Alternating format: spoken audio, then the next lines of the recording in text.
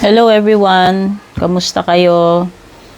Maraming salamat sa mga palagi nanonood. At sa mga bago, please don't forget to like, share, follow, and subscribe. Alamin natin ano yung energies for today. This is a collective reading. Collective and general reading. So wala tayong specific na topic dito. Titignan lang natin ano yung mga energies para sa araw na to. Timeless reading din ito, guys, kung kailan nyo po ito makita, no? Kahit kailan nyo mapanood.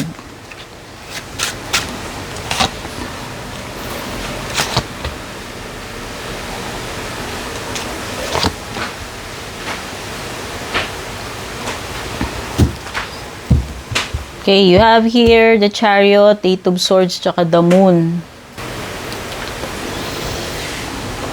So, meron ka ditong dalawang cards na pumipigil sa'yo sa kung ano yung gusto mong gawin dito sa Chariot.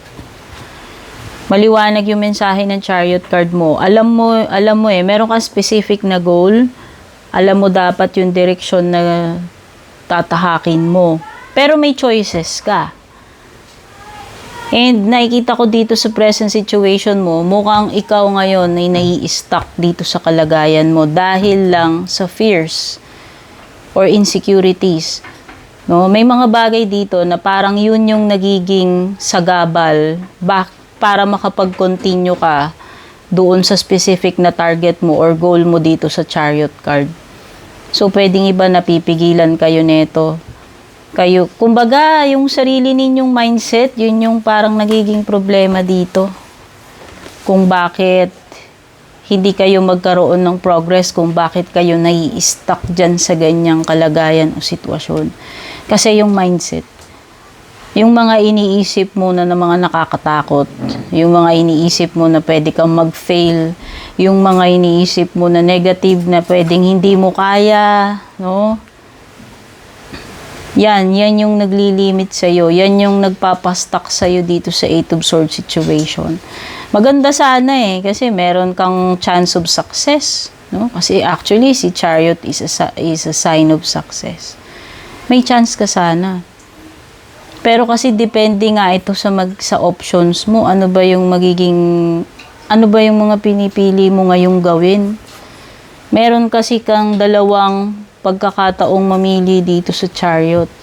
Pero mukhang nakikita ko dito sa case mo, nangingibabaw itong emotions mo, fear of the unknown. Kumbaga wala pa yung problema, ine-exage mo na siya. Nag-overthink ka na. No?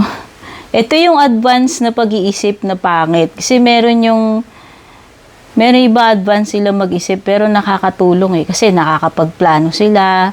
Ginagamit nila sa magandang way para makapag-prepare sa mga posible nilang magiging problema. Pero ito yung yung nandito na nakikita ko ngayon sa energies mo. Ito yung nakakalumpo na klase ng advance ng pag-iisip. Hindi siya nakakatulong ngayon sa situation mo. So, pwedeng yung iba, ang problema nyo lang talaga is yung mga fears ninyo.